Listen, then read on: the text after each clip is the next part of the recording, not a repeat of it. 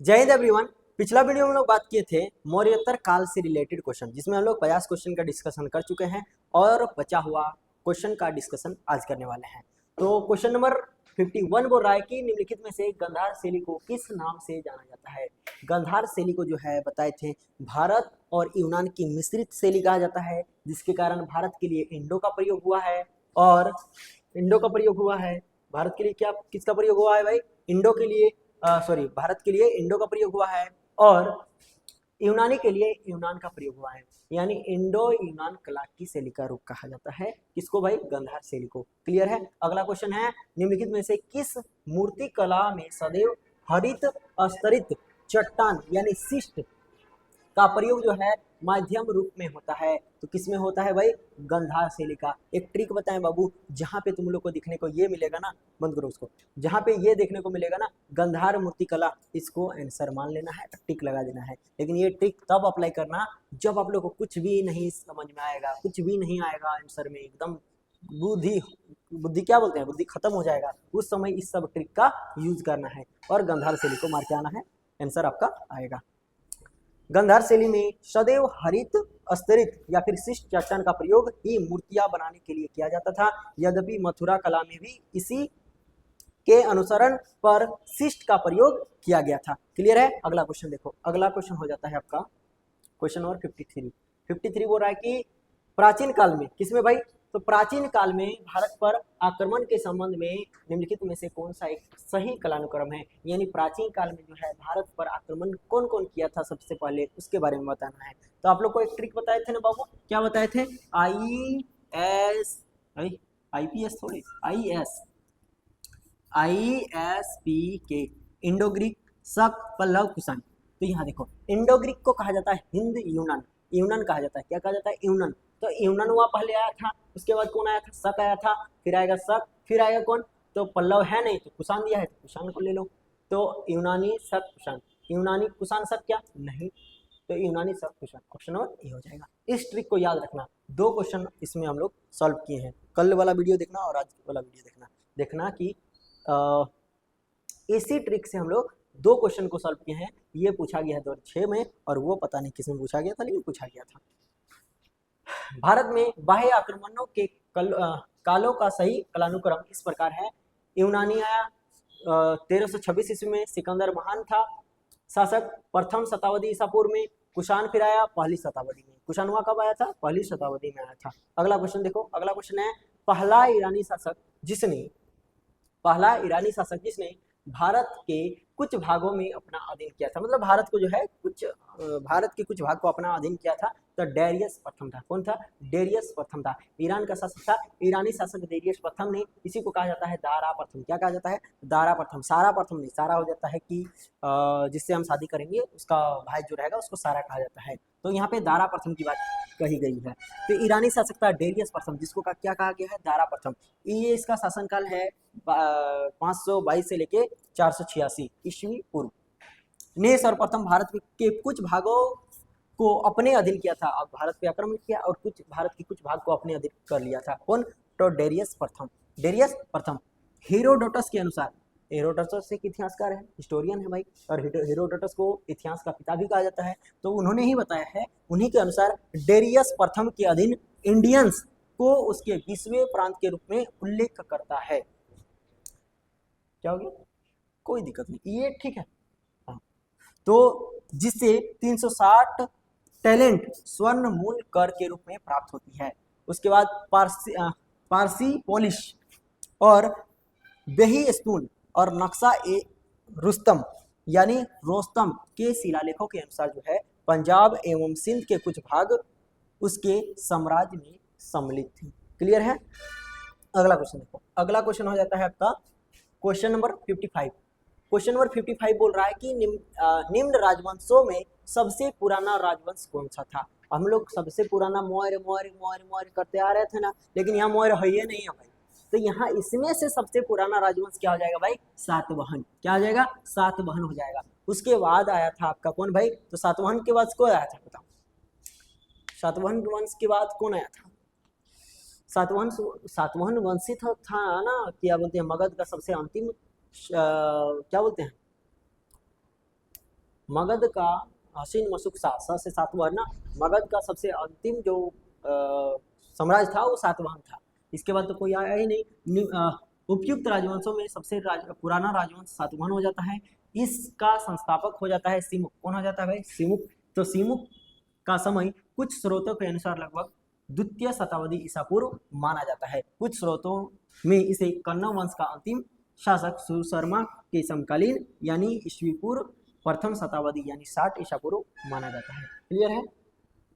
अगला देखो, अगला क्वेश्चन है अंध्र सातवाहन राजाओं को या फिर राजाओं की सबसे लंबी सूची किस पुराण में मिलती है? तो किस पुराण में मिलती है भाई? मत्स्य पुराण में मिलती है। किस में मिलती है? मत्स्य पुराण में। अंध्र सातवाहन राजाओं की सबसे लंबी सूची जो है किस पुराण में मिलती है? तो मत्स्य पुराण में मिलती है। मत्स्य पुराण में अंध्र सातवाहन राजाओं की सबसे लंबी सूची प्राप्त होती है। इसमें अंध्र सातवाहन राजाओं की कुल संख्या जो है 30 बताई गई है, जबकि वह पुराण की विभिन्न पांडुलिपियों में इसकी संख्या जो है 19 तक दिखाई गई है। क्लियर है? अगला क्वेश्चन देखो, अगला क्वेश्चन और नेक्स्ट क्वेश्चन थोड़ा जल्दी करेंगे, काहे कि लाइट यहाँ है नहीं, बोर्ड कभी भी ऑफ हो सकता है, जिसके कारण मेरा भी चेहरा ब्लैक आ रहा होगा, तो थोड़ा सा मैनेज कीजिएगा। 57 क्वेश्चन बोल रहा है कि सातवाहनों की राजधानी अवस्थित थी, मतलब सातवाहनों की राजधानी कहाँ थी? तो अमरावती में थी। कहाँ थी? अमरावती में थी। सातवाहन की वास्तविक राजधानी जो है प्रतिष्ठान या फिर पैठान में अवस्थित थी। पुराणों में इस राजवंश को अंध्र भृत्य या फिर अंध्र जातीय कहा जाता है। उसकी राजधानी अमरावती हुआ करती थी। क्लियर है? अगला क्वेश्चन, निम्नलिखित में से कौन सा स्थान सातवाहनों की निम्नलिखित में से कौन सा स्थान जो है सातवाहनों की राजधानी थी? तो सातवाहनों की राजधानी हम अभी देखें, प्रतिष्ठान बोलो या फिर और एक क्या नाम था भाई? और एक था सातवाहनों की वास्तविक राजधानी प्रतिष्ठान या फिर पैठान था। क्या था? पैठान या फिर प्रतिष्ठान था। क्लियर है? ऑप्शन नंबर ए हो जाएगा। अगला क्वेश्चन 59 नंबर क्वेश्चन देखो भाई, बोल रहा है कि निम्नलिखित शासकों में से किसके लिए, निम्नलिखित शासक जो थे उसमें से किसके लिए जो है एका ब्राह्मण प्रयुक्त हुआ है? एका ब्राह्मण प्रयुक्त हुआ है गौतमी पुत्र सातकर्णी के लिए। किसके लिए? गौतमी पुत्र सातकर्णी के लिए एका ब्राह्मण शब्द का प्रयोग हुआ है। एका ब्राह्मण शब्द का प्रयोग हुआ है। सातवाहन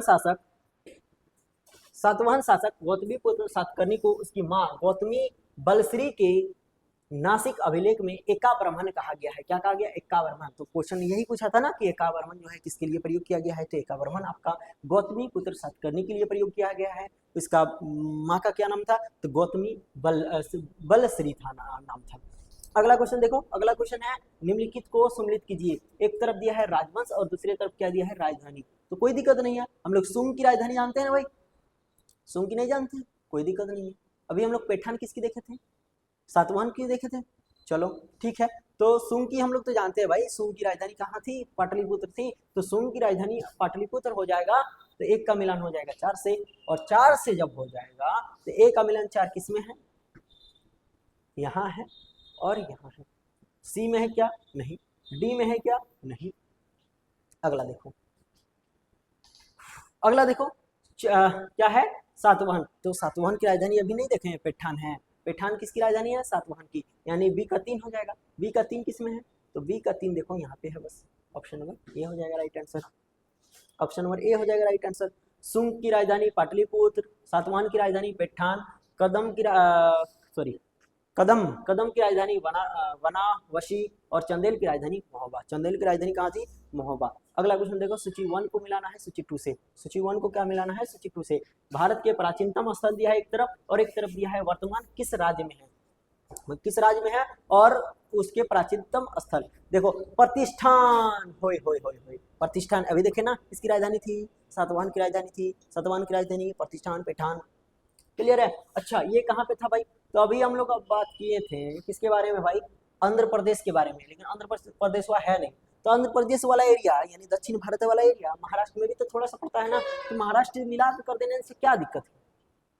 तो डी का अगर यदि मिलान कर देंगे 1 से तो क्या दिक्कत है? जब आंध्र प्रदेश है नहीं, इसीलिए तो आंध्र सातवाहन भी कहा जाता था ना, तो आंध्र प्रदेश ऑप्शन में है ही नहीं। अब बोलेगा कि मान के चलो कि आप लोग जो देख रहे हैं उसके पिता के 2 बच्चे होंगे, अब बोलेगा कि उसका बेटा का क्या नाम है, और ऑप्शन ए में उसका बड़का बेटा का नाम ही नहीं होगा, तो छोटका बेटा को दे देंगे से कोई दिक्कत है नहीं ना, कहीं ऑप्शन में है तो मार दो।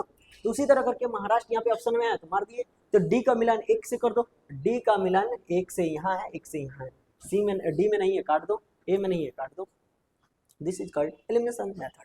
अगला देखो, अगला हम लोग गिरनार, गिरनार गुजरात, गिरनार गुजरात, ये तो फेमस है भाई, गिरनार का जूनागढ़ अभिलेख जो गुजरात से प्राप्त हुआ है। तो सी का मिलान 2 से कर दो, तो सी का मिलान 2 से करो ना भाई, क्या दिक्कत है, सी का मिलान 2 से करो, ऑप्शन तो निकल रहा है, option number B right answer हो जाएगा। इस तरह करके आंसर निकालना है। अगला क्वेश्चन देखो, अगला क्वेश्चन क्या है, अगला क्वेश्चन है पुरातत्व, तो पुरातत्वीय और ऐतिहासिक विवरणों में कर्मासुर को प्राचीन नगर बताया गया है, जिसकी स्थिति वर्तमान मुर्शिदाबाद जिला पश्चिमी बंगाल में मानी जाती है। प्राचीन सांस्कृतिक साहित्य में प्रयाग ज्योतिष और कामरूप दोनों नामों का प्रयोग प्राचीन असम और उसके आसपास के क्षेत्र के लिए किया गया है। उसके बाद गिरनार पर्वत और उससे संबंधित प्राचीन धार्मिक ऐतिहासिक स्थल आज के गुजरात राज्य में आते हैं। प्रतिष्ठान यानी पैठान गोदावरी नदी के तट पर स्थित महाराष्ट्र राज्य के छत्रपति संभाजी यानी पूर्ण नाम औरंगाबाद जिले के नगर का है। अगला क्वेश्चन देखो भाई, अगला क्वेश्चन क्या बोल रहा है, अगला क्वेश्चन बोल रहा है कि निम्नलिखित को कालानुक्रम व्यवस्थित करना है। सातवाहन दिया है, वाकाटक दिया है, चालुक्य दिया है। सातवाहन दिया है, वाकाटक दिया है और चालुक्य दिया है, यानी कौन सबसे पहले आया था कौन बाद में आया है, इसके बारे में बताना है। तो सबसे पहले अभी हम लोग देखें, सबसे पुराना राजवंश सातवाहन हो जाएगा, ऑप्शन नंबर ए। एक पहले आएगा, एक पहले किस में है, option number D, option number D right answer हो जाएगा। ये झारखंडवा पूछा था 2021 में। सातवाहन साम्राज्य की स्थापना जो है सिमु प्रथम ने शताब्दी ईसा पूर्व में की थी। वाकाटक साम्राज्य की स्थापना जो है तृतीय शताब्दी में विंध्य शक्ति के द्वारा किया गया था, जबकि गुजरात के चालुक्य वंश की स्थापना जो है 10वीं शताब्दी ईसा पूर्व में मूलराज प्रथम के द्वारा किया गया था। इन राजवंशों का क्रम इस प्रकार है, पहले सातवाहन आएगा, फिर वाकाटक आएगा, फिर आएगा आपका चालुक्य, ऑप्शन नंबर डी। अगला क्वेश्चन देखो, अगला क्वेश्चन क्या है भाई, अगला क्वेश्चन है 63 बोल रहा है कि नीचे दो वक्तव्य दिए गए हैं जिसमें से एक अभिकथन है और दूसरा क्या है भाई, कारण आर है। अभिकथन में क्या दिया है, सातवाहन काल में संस्कृत के साथ प्राकृतिक और अन्य लोक भाषाओं का विकास हुआ है। प्राकृतिक का भी विकास हुआ है और अन्य लोक भाषाओं का भी विकास हुआ है सातवाहन काल में। हाँ सही बात है भाई, बहुत सारे भाषा का विकास हुआ है। अगला है कारण में सातवाहन राजाओं ने साहित्य की रचना के लिए संस्कृत तथा अन्य लोक भाषाओं को अपनाया था। हाँ बिल्कुल सही बात है, सातवाहन राजा जो थे उन्होंने साहित्यिक रचना के लिए जो है संस्कृत तथा अन्य लोक भाषाओं को अपनाया था, जिसके कारण सातवाहन काल में संस्कृत के साथ प्राकृतिक और अन्य लोक भाषाओं का विकास हुआ। अगर यदि इन लोग नहीं अपनाते तो हो सकता था विकास नहीं होता। यानी एक अभिकथन भी सही है और कारण भी सही है, और कारण अभिकथन का कारण जो है व्याख्या करता है, यानी ए आर दोनों सही है। ए सही स्पष्टीकरण है आर का। क्लियर है। अगला देखो सातवाहन नरेश स्वयं विद्वान, विधा प्रेमी तथा विद्वानों के आश्रयदाता थे। हाल नामक राजा ने गथा सप्तशती नामक प्राकृतिक भाषा में सिंगार रस से गीति काव्य की रचना की थी। हाल के दरबार में गुनाडई तथा सर्ववर्मन जैसे उच्च कोटि के विद्वान निवास करते थे। गुंडई ने बृहत कथा नामक ग्रंथ की रचना की थी। यह पेशाची प्राकृतिक भाषा में लिखा गया था। सर्ववर्मन ने कांतरण नामक संस्कृत व्याकरण की रचना की थी। कन्हरी के एक अभिलेख से ज्ञात होता है कि एक सातवाहन रानी संस्कृत का प्रयोग करती थी। इस प्रकार स्पष्ट होता है कि सातवाहन युग में प्राकृतिक संस्कृत भाषाओं का विकास जो है हुआ था, और सातवाहन राजाओं ने साहित्यिक रचना के लिए संस्कृत तथा अन्य लोक भाषाओं को अपनाया था। ऑप्शन नंबर ए आपका राइट आंसर हो जाएगा। अगला क्वेश्चन देखो भाई, अगला क्वेश्चन क्या है, अगला क्वेश्चन है कि सातवाहन शासकों के संदर्भ में कौन सा कथन सत्य है। सातवाहन नरेश प्राकृतिक भाषा के पोषक थे। अच्छा, प्राकृतिक भाषा के पोषक थे, हाँ ठीक है, सही बात तो है, प्राकृतिक भाषा के पोषक थे। प्राकृतिक तथा संस्कृत भाषा को संरक्षण देते थे, जिसके कारण विकास हुआ। 1 नंबर सही है। दूसरा बोल रहा है कि सातवाहन काल में कला के लोक पक्ष को अधिक प्रोत्साहन मिला। सातवाहन काल में क्या हुआ था, तो कला के लोक पक्ष को अधिक महत्व मिला था। हाँ, ये भी बात सही है। ऑप्शन नंबर ए और बी जो है दोनों सही होगा, तो दोनों किसमें है, ऑप्शन नंबर बी में। सातवाहन शासकों के शासनकाल में प्राकृतिक तथा संस्कृत भाषाओं का विकास हुआ। सातवाहन शासक हाल ने गथा सप्तशती नामक प्राकृतिक भाषा में श्रृंगार रस प्रधान गति काव्य की रचना की थी। सातवाहन काल में स्थापत्य कला के उदाहरण प्राप्त हुए थे जो बौद्ध धर्म से संबंधित थे, जो कहते हैं बौद्ध धर्म से संबंधित थे। अगला क्वेश्चन देखो, अगला क्वेश्चन है 65 निम्नलिखित में से कौन सा कथन सही है, निम्नलिखित में से कौन सा कथन सही है। सातवाहन वंश की शक्ति जो है क्षीण होने के बाद वाकाटक वंश ने अपना राज्य स्थापित किया। हाँ, बिल्कुल सही बात है। जब सातवाहन वंश का जब विध्वंस हुआ, मतलब सातवाहन वंश जब समाप्त हुआ, तो उसके स्थान पर वाकाटक वंश ने राज्य स्थापित किया था। देख रहा है, इसका मतलब क्या है भाई, कि जितना साम्राज्य तुम बड़ा चला रहा है कोई दिक्कत नहीं है, एक दिन तुम्हारा विनाश तय है। जिसकी उत्पत्ति हुई है उसका विनाश तय होता है। मगध इतना बड़ा साम्राज्य था कि कुल 7 राजवंशों ने शासन किया, लेकिन मगध साम्राज्य फिर लास्ट में डूब गया। मगध साम्राज्य क्या हुआ, डूब गया। ऐसा कहा जाता है कि मगध साम्राज्य का क्षेत्र जो था वो ईरान से लेकर भारत के कन्याकुमारी तक, यानी कटक फटक तक था। इतना बड़ा क्षेत्र हुआ करता था मगध साम्राज्य का, लेकिन मगध साम्राज्य भी एक टाइम आने के बाद जो है कमजोर पड़ गया। हाँ, क्या बोला, चलो 1 नंबर क्या है, सही है। उसके बाद देखो, वाकाटक वंश का पहला शासक परवरसेन था। नहीं, परवरसेन नहीं था, विंध्य शक्ति था। वाकाटक वंश का पहला शासक कौन था, विंध्य शक्ति था। ये नहीं था, तो इसको काट दो, 2 गलत है। क्लियर है। अगला है विंध्य शक्ति परवरसेन का पुत्र था। नहीं, पुत्र नहीं था। परवरसेन जो है विंध्य शक्ति का पुत्र था। अच्छा, ये उल्टा लिख दिया है।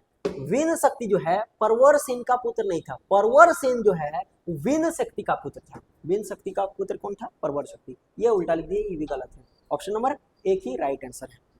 ऑप्शन नंबर 1 क्या हो जाएगा, राइट आंसर। यानी एक किसमें है, ऑप्शन नंबर सी में केवल है, ऑप्शन नंबर सी हो जाएगा। सातवाहन वंश की शक्ति जो है छीन होने के बाद वाकाटक वंश ने दक्षिणापथ यानी दक्षिण भारत में अपना राज्य स्थापित किया। विंध्य शक्ति वाकाटक वंश का संस्थापक था। परवरसेन जो है विंध्य शक्ति के पुत्र थे, अतः जो है क्लियर है। अगला देखो 66 क्या बोल रहा है भाई, निम्नलिखित में से किस स्तूप में आर्यक स्तंभ वाले मंच की विशेषता मिलती है। तो अमरावती में। किसमें मिलती है, आर्यक स्तंभ वाले मंच की स्थापना विशेषता मिलती है अमरावती में। अमरावती स्तूप में आर्यक स्तंभ अथवा आयक स्तंभ वाले मंच की विशेषता देखने को मिलती है। यह आंध्र प्रदेश के पलनाडु जिले में अमरावती गांव में स्थित है। क्लियर है। अगला देखो क्वेश्चन, अगला क्वेश्चन क्या है भाई, 67 नंबर क्वेश्चन बोल रहा है कि निम्नलिखित में से कौन सा युग्म सही नहीं है। निम्नलिखित में से कौन सा युग्म जो है सही नहीं है। एक तरफ दिया है अभिलेख, नासिक अभिलेख, हाथी गुफा अभिलेख, भीतरी अभिलेख, और इधर एक तरफ दिया है इसका शासक। तो हाथी गुफा अभिलेख किसका है भाई, खारवेल का है ना, खारवेल का हाथी गुफा अभिलेख। उसके बाद गौतमी पुत्र सातकर्णी का तो इधर नहीं है। कौन सा बोल रहा है, सुमिलित नहीं है। ये तो सुमिलित है, ये तो सुमिलित है। उसके बाद देखो अगला है आपका गिरनार रुद्रदामन, ये भी सही है। गिरनार रुद्रदामन ये भी सही है। भीतरी पुलकेशिन द्वितीय का नहीं है। नासिक गौतमी पुत्र सातकर्णी का है, बिल्कुल सही बात है। भीतरी पुलकेशिन द्वितीय का नहीं है, ये आपका सुमिलित नहीं है। ऑप्शन नंबर सी इसका राइट आंसर हो जाएगा। देखो गौतमी पुत्र सातकर्णी सातवाहन वंश का शक्तिशाली शासक हुआ करता था। इसके विषय में सूचना इसकी मां गौतमी बलश्री के नासिक प्रशस्ति से प्राप्त होता है। उदयगिरी पहाड़ी की हाथी गुफा से खारवेल का एक बिना लिखित का अभिलेख प्राप्त हुआ है। इसमें खारवेल के बचपन, शिक्षा, राज्याभिषेक तथा राज्य होने के बाद, राजा होने के बाद जो है 13वां वर्ष तक के शासन का घटनाओं का क्रमबद्ध विवरण किया गया है। भीतरी स्तंभलेख का संबंध जो है गुप्त शासक स्कंद गुप्त से है, जबकि पुलकेशिन द्वितीय का संबंध जो है एहोल अभिलेख से है। किससे है? एहोल अभिलेख से है, जो एक प्रशस्ति के रूप में है। इसकी भाषा संस्कृत थी। रुद्रदामन प्रथम का जूनागढ़ यानी गिरनार से शक संवत 72 यानी 150 ईस्वी का शिलालेख प्राप्त होता है। यह प्रशस्ति के रूप में है। इससे उसकी विजयों, व्यक्तित्व और एवं कृतियों का विवरण प्राप्त होता है। अगला क्वेश्चन देखो। अगला क्वेश्चन है, निम्नलिखित में से किस वंश के शासकों को पुराणों में श्री पर्वतीय कहा जाता है? तो श्री पर्वतीय कहा जाता है इच्छाकू। किसको कहा जाता है? इच्छाकू को। इच्छाकू वंश के शासक को पुराणों में श्री पर्वतीय यानी श्री पर्वत का शासक तथा अंध्रभर्त, अंधों का नौकर कहा गया है। पहले वे सातवाहनों के सामंत थे, किंतु उनके पतन के बाद उन्होंने अपनी स्वतंत्रता घोषित कर दी। इस वंश का संस्थापक क्या था? श्री संतमूल।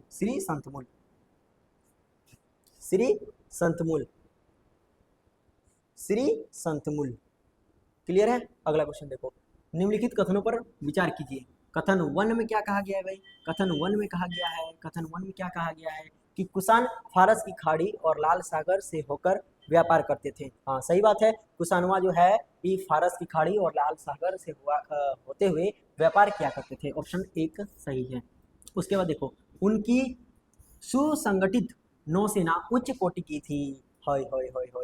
उच्च कोटि की थी उनकी नौसेना? नहीं, उच्च कोटि की नहीं थी, ये गलत है। ये एक फैक्ट भी है। कारण आर में जो है फैक्ट बता रहा है। फैक्ट हमेशा गलत होता है, हमेशा नहीं, मतलब 95% जो है फैक्ट गलत होता है। तो फैक्ट यहाँ है तो इसको हम लोग गलत मान लेंगे, तो आर आपका गलत हो जाएगा, यानी ए सही है। ए सही है किंतु आर गलत है। Option number C. देखो, पेरिप्लस ऑफ द एथेंसी और एरिका मेडू में हुई खुदाई से ऐसे अनेक बंदरगाहों और व्यापारिक केंद्रों की उपस्थिति के साक्ष्य प्राप्त होते हैं, जिनसे यह स्पष्ट होता है कि कुषाणों का व्यापार पश्चिमी विश्व से फारस की खाड़ी और लाल सागर से जलमार्ग से होता था। इन सभी साक्ष्यों में किसी में भी कुषाणों की सख्त नौसेना की उपस्थिति का उल्लेख नहीं मिलता है। मतलब कि कुषाणों का जो खतरनाक शासक है उसका उल्लेख कहीं पे नहीं किया गया है। अगला क्वेश्चन देखो, 70 नंबर क्वेश्चन बोल रहा है कि राजा खारवेल का नाम जुड़ा है जूनागढ़ से? नहीं, हाथी गुफा अभिलेख से। किसे? हाथी गुफा अभिलेख के साथ। ऑप्शन नंबर सी। कलिंग का चेदी वंशीय शासक था खारवेल। खारवेल प्राचीन भारतीय इतिहास में एक महत्वपूर्ण शासक था। ओडिशा यानी ओडिशा प्रांत के भुवनेश्वर से लगभग 7 किलोमीटर की दूरी पर स्थित उदयगिरी पहाड़ी की हाथी गुफा से उसका एक वीणा तिथि का अभिलेख प्राप्त हुआ है। यह अभिलेख खारवेल का इतिहास जानने का मुख्य स्रोत है। इसका जैन धर्म के प्रति जो है भारी झुका हुआ करता था। अगला क्वेश्चन है, निम्नलिखित राजाओं में से कौन जैन धर्म का संरक्षक था? कौन जैन धर्म का संरक्षक था भाई? तो खारवेल जैन धर्म का संरक्षक हुआ करता था। खारवेल किस धर्म का संरक्षक हुआ करता था? जैन धर्म का। अगला क्वेश्चन देखो, कलिंग नरेश खारवेल निम्नलिखित में से किस राजवंश से संबंधित था? तो अभी हम लोग देखे भाई किस राजवंश से था? तो चेदी राजवंश से था ना, चेदी से। अगला क्वेश्चन देखो, अगला क्वेश्चन हो जाएगा आपका, निम्नलिखित राजाओं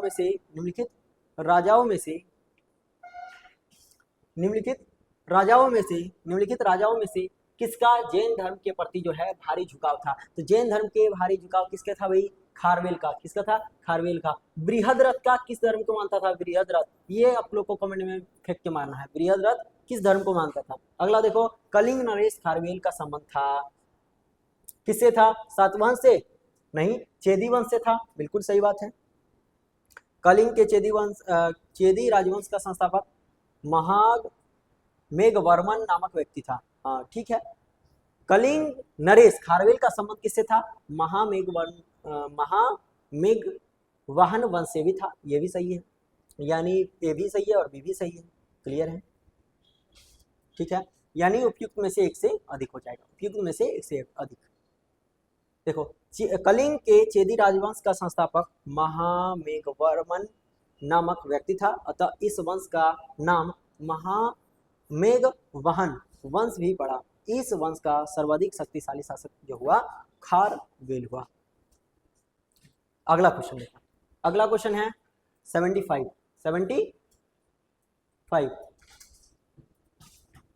क्या है भाई? हाथी गुफा का अभिलेख किस शासक के विषय में जानकारी स्रोत है? मतलब हाथी गुफा अभिलेख किस शासक के विषय में जानकारी देता है? तो किस शासक के विषय में जानकारी देता है भाई? खारवेल।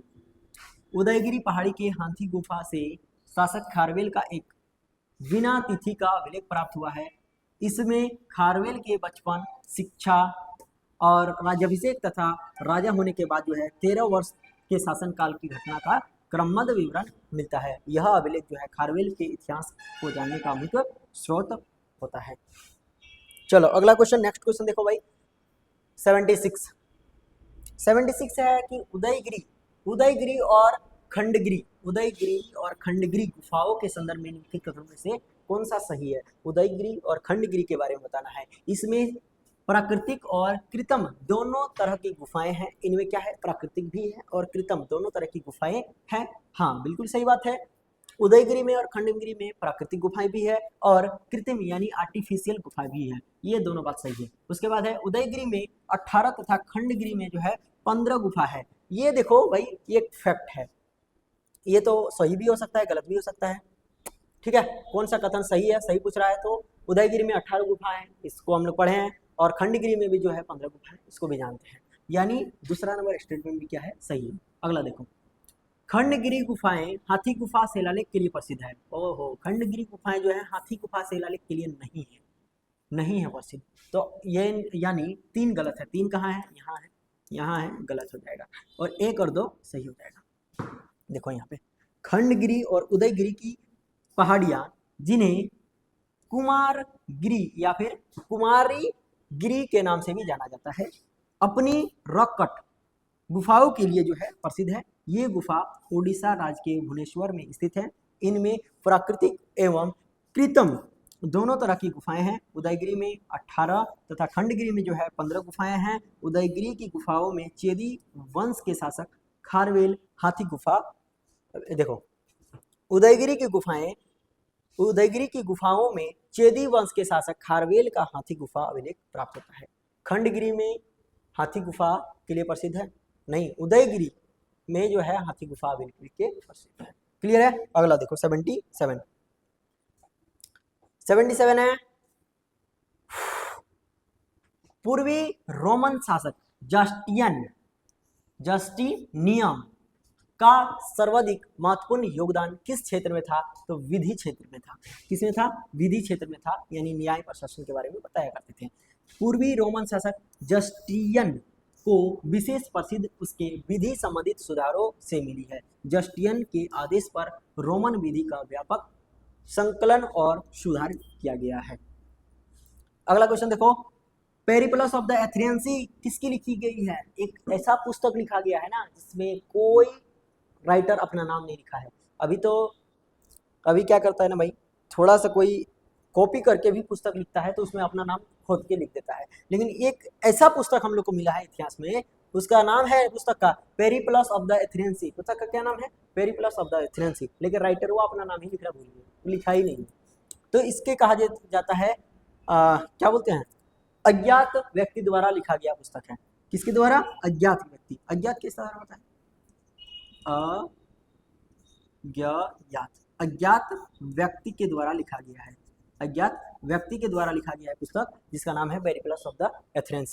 तो टेरियस के द्वारा नहीं लिखा गया है, प्लेनी के द्वारा नहीं लिखा गया है, टॉलेमी के द्वारा नहीं लिखा गया है, स्ट्रैबो के द्वारा नहीं लिखा गया है। उपयुक्त में से कोई नहीं, उपयुक्त में से कोई नहीं, ऑप्शन नंबर ये हो जाएगा। चलो आज का सबसे लास्ट क्वेश्चन है और अंतिम क्वेश्चन हो जाता है आपका।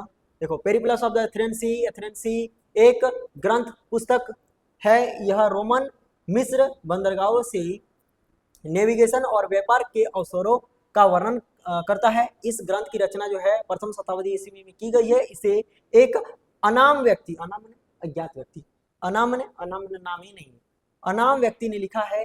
इसने भारत से अज्ञात या फिर निर्यात करने जाने का वाली वस्तु का उल्लेख मिलता है। यानी इसमें लिखा गया है कि भारत से कौन कौन वस्तुएं निर्यात होती है, कौन कौन वस्तुएं अज्ञात होती थी, उस सब के बारे में लिखा गया है। लेकिन अनाम व्यक्ति है, मतलब नाम ही नहीं लिखा है व्यक्ति ने अपना कि हम लिख के गए हैं। चलो आज का लास्ट क्वेश्चन हो जाता है, क्योंकि इसमें मौर्योत्तर काल में जो था वो 79 क्वेश्चन पूछा गया है। आज तक 2026 का एडिशन हम लोग पढ़ रहे हैं, तो आज तक 79 क्वेश्चन पूछा गया है, और जिसमें पहला पार्ट में 50 क्वेश्चन और दूसरा पार्ट में 39 क्वेश्चन को डिस्कस कर रहे हैं। चलो लास्ट क्वेश्चन देखते हैं। प्राचीन व्यापार के संदर्भ में निम्नलिखित में से कौन सा कथन सही है, या फिर बोल रहा है कि प्राचीन व्यापार के संदर्भ में निम्नलिखित कथनों में से विचार कीजिए। प्राचीन भारत में बहुत सी से नदी बंदरगाह के संदर्भ मिलते हैं। हाँ ठीक है, क्या दिक्कत क्या है इसमें? प्राचीन भारत में बहुत से नदी बंदरगाह के संदर्भ मिलते हैं, बहुत सारा नदी है भाई, बंदरगाह है, सबके बारे में बताया गया है प्राचीन भारत में। ठीक है, सही स्टेटमेंट है। अगला देखो, वहाँ सामान और यातायात के बड़े गोदाम थे। हाँ, ये भी बात बिल्कुल सही है, यानी दोनों कथन क्या हो जाएगा, सत्य हो जाएगा। प्राचीन भारत में नदियां और बंदरगाह यातायात और व्यापार के प्रमुख केंद्र थे। हड़प्पा सभ्यता में लोथल जैसे नदी बंदरगाह और हड़प्पा और मोहनजोदड़ो में बड़े गोदाम के प्रमाण मिले हैं। ऐतिहासिक काल में गंगा, सिंधु, कावेरी जैसे नदियां व्यापार और परिवहन का मार्ग प्रदान करती थी, तथा मुजिरिस, सोपारा जैसे बंदरगाह रोमन और दक्षिण पूर्वी एशियाई व्यापार के लिए प्रसिद्ध थे। प्राचीन भारत में बड़े गोदामों में अनाज और सामान का जो है संग्रह होता था, मतलब रखा जाता था, जो व्यापार को संगठित बनाते थे। क्लियर है? तो आई होप कि ये वीडियो आप लोग को पसंद आया होगा। तो हम लोग मिलते हैं नेक्स्ट वीडियो में, तब तक के लिए जय हिंद।